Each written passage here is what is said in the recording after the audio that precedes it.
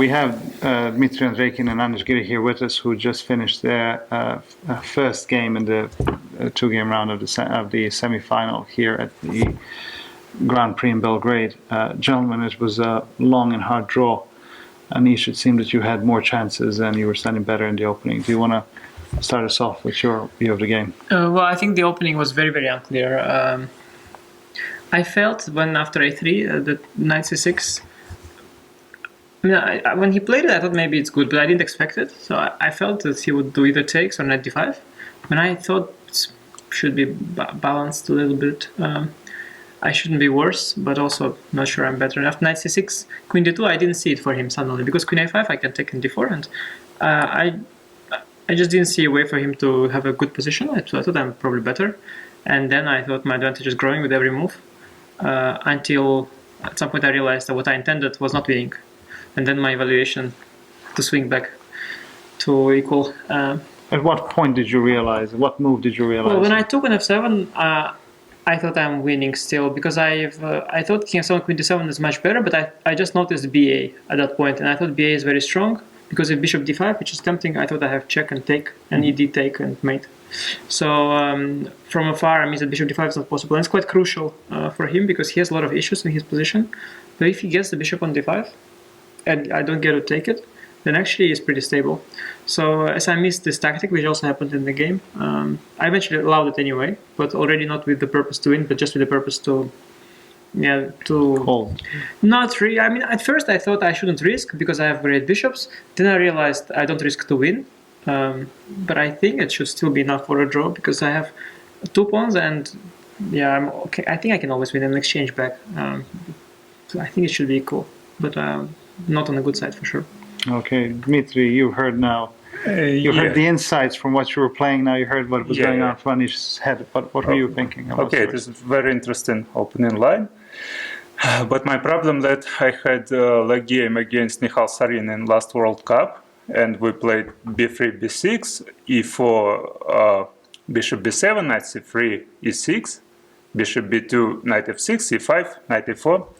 And it is a similar position, but without knight f3 for white and c5 for black. So I think in the game it is a reduction for better for white, but I won that game, and I thought I was very positive in the game during the game today. So I'm not sure about my move knight b4, because I provoked Anish to play d3 and a3, but maybe this pawn structure looks not beautiful. Well, e5, d3, c4, b3, a3. But after queen d2, I understood that I have a problem, because white have very easy plan, very easy game, and d4 next move, or rook h3, rook g3, which I have in the game. So rook c8 is not natural move, because I lose a chance make a long castle. But I didn't see what else, because, for example, my first idea was to play bishop e7, but white have d4 move immediately. So after knight d4, c takes d4, bishop b5, I calculate, and in the game I should play rook c5, yes, well, rook on c8, but okay. And after all, of course, my position became a losing, and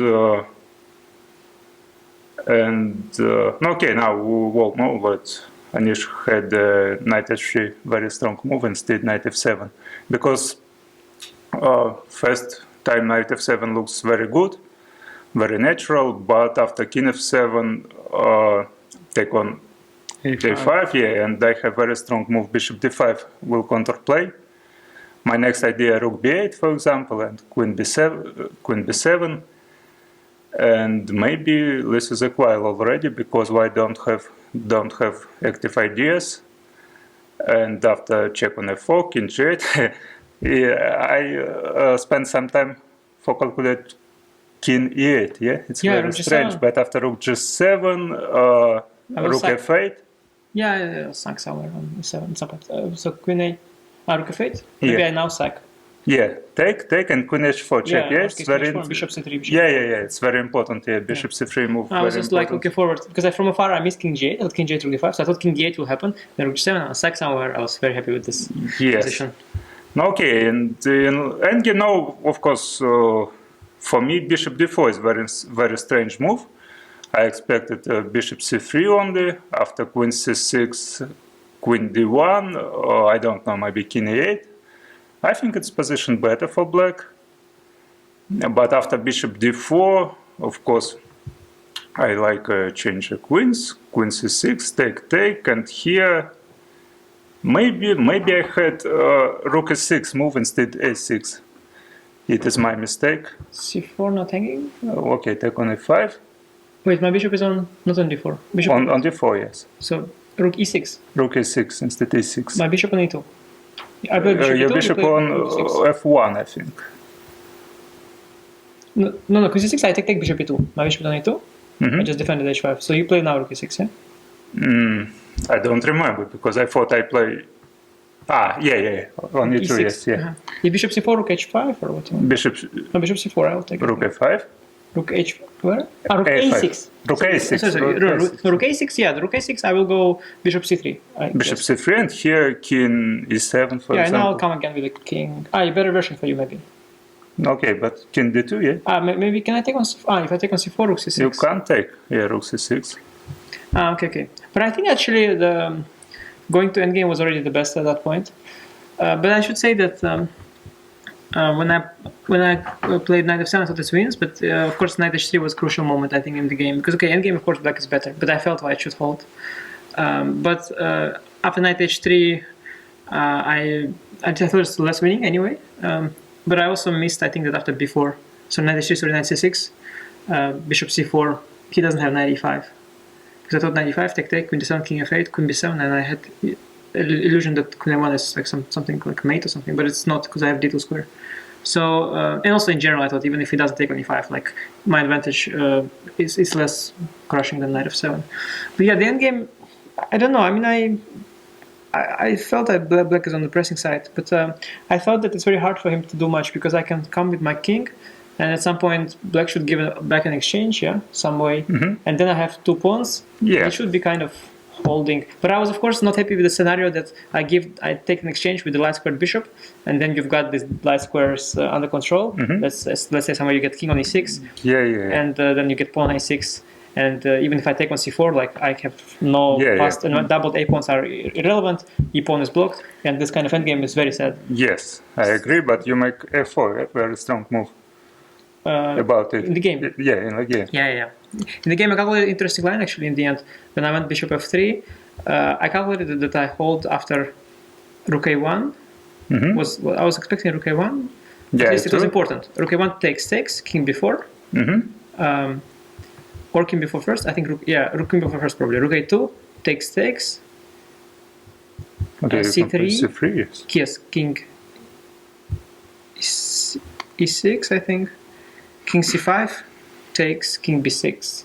Yeah, but it's dangerous for black, no? Yeah. But this king c5, c5, king b6 is important. Yeah, it's also tricky for you because I have bishop d4 and So obviously, there's a lot more to analyze. No, I could play just king e6 in final position.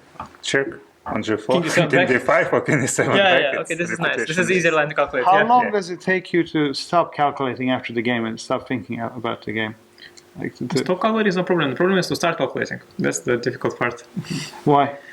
I mean, it's very difficult to calculate in chess because, for example, today I was calculating, but I thought that at some point you dismiss some moves because you think that they don't work.